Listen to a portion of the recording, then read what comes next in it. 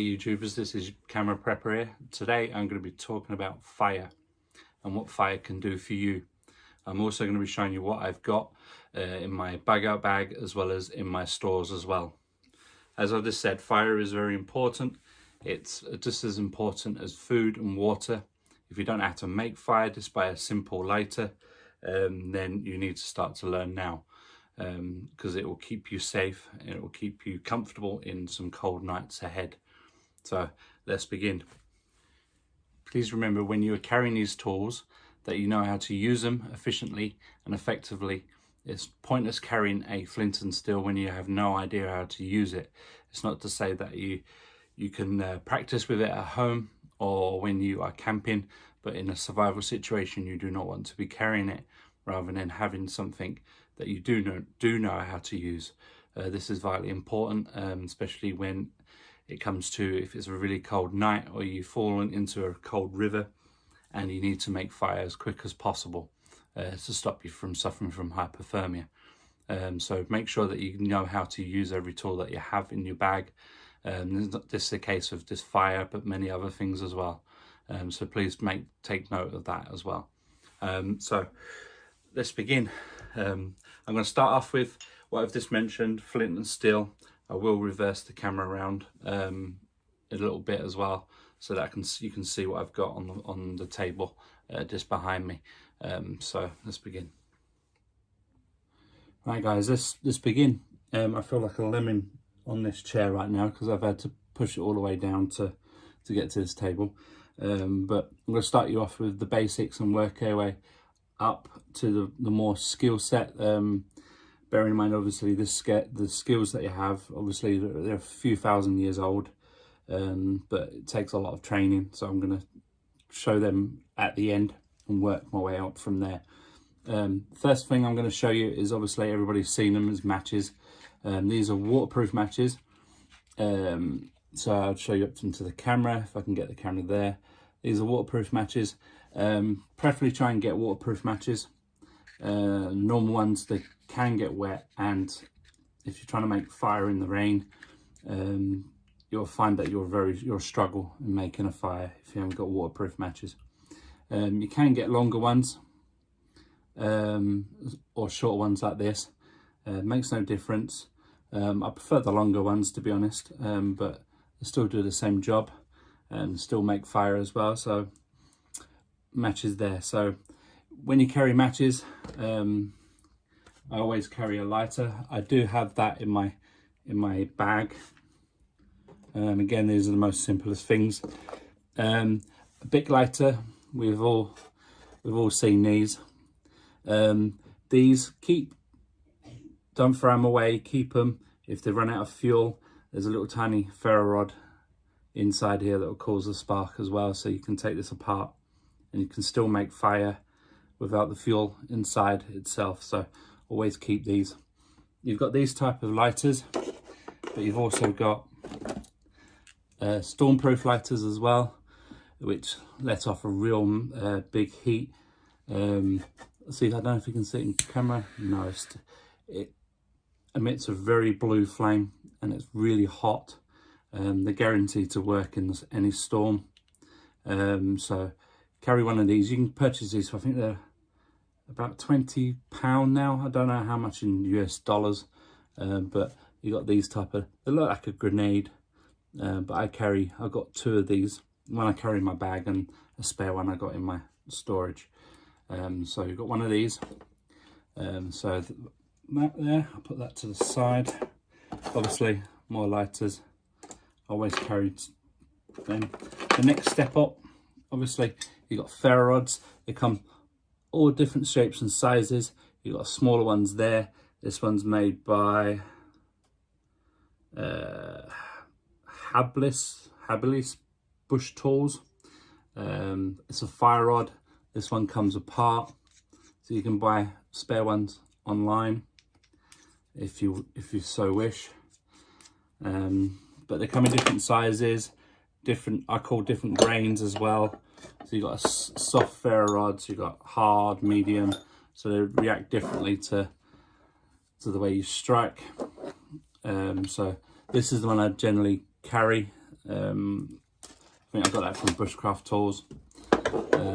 But they come in different sizes, as you can tell. This one's a more harder ferro rod, so you have to put a bit more effort into it, compared to this one, that's a bit more softer itself. So this one's from Bushcraft. I think it's Bushcraft Tools. I've had it for quite a while now, but they come in different sizes and shapes.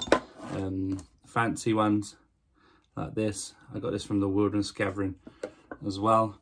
But a ferro rod is very simple to start, so it just causes a spark. You use cotton wool or anything that will ignite, really. So yeah, so we've got that one there. The next step up is, I don't know if many people have seen these. These are fire pistons.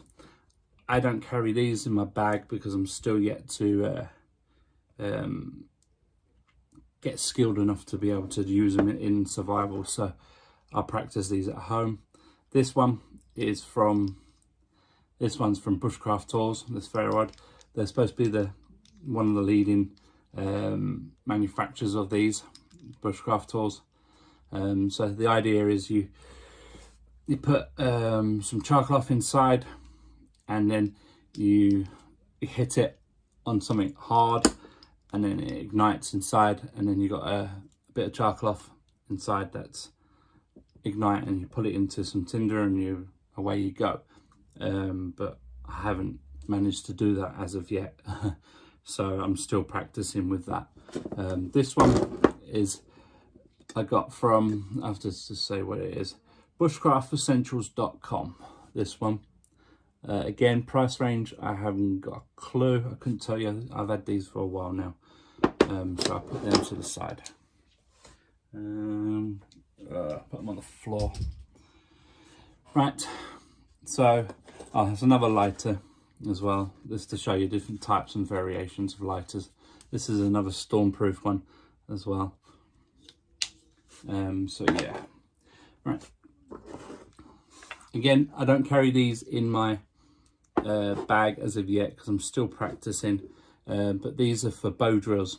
Very primitive way of making fire, but once you get used to it, they're very effective to making fire. I bought this for the purpose that I don't have to craft it at home. It's comfortable in my hand, and things like that, so I don't have to craft it in the woods. All I need is obviously the bow drill itself. It comes with a metal insert inside, so it gives it more stability and more endurance and strength as well. So I bought that just for purpose of training, and for once I get experienced enough, I can develop. This one is made by PS Cook. Again, you can acquire these on Amazon. This is a bow drill, but it acts as a flint and steel, so it acts as a steel as well for the flint. This by striking it at the side as well. So it's two ways of making fire with this thing alone. Again, you can buy it at Amazon as well. Price range, I'm not too sure. Where you have these, obviously with the steel, you've got the old type of variations as well. This type of steel, you need flint, obviously. So a piece of flint to carry in your bag is always handy, just in case you can't find it anywhere. It's always handy to have a piece of flint. Next thing I'll go on to is sort of the tinder I carry. I do carry some with me in case I can't find, in case things are wet in the wild and I have to make the fire as quick as possible. So I'll show you what I've got. Move that to the side. So we'll pull it on top of this, it'll be perfect. Right here,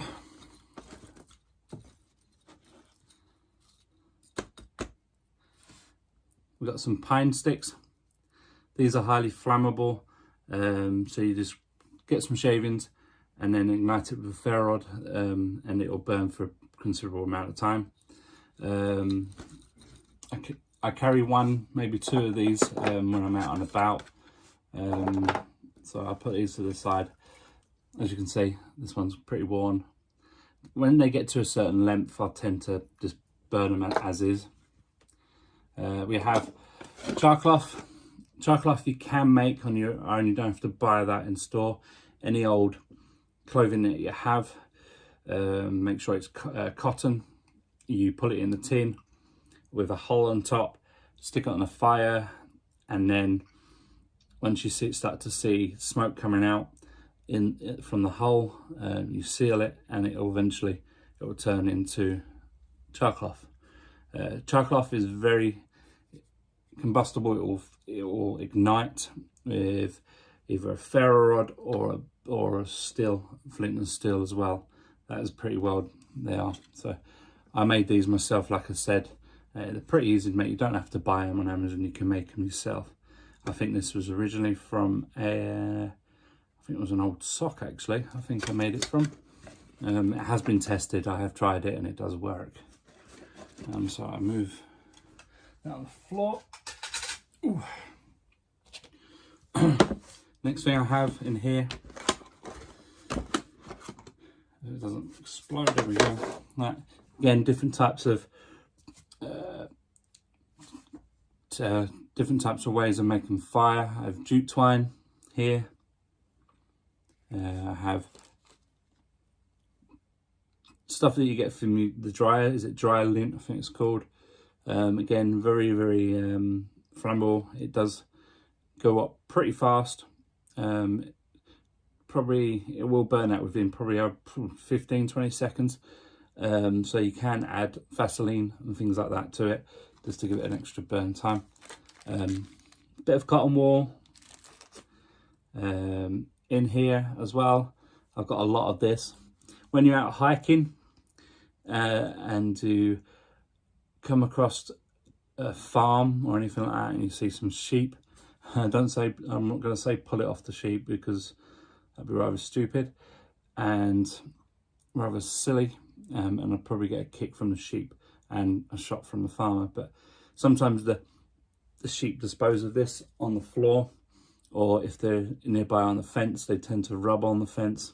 They leave this behind. So so I've got some sheep wool.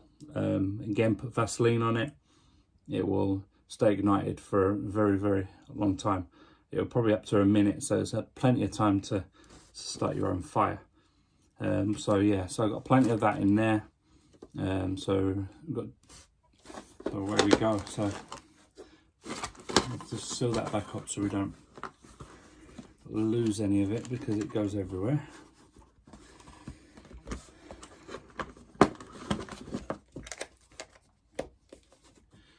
You keep on hearing me talk about Vaseline.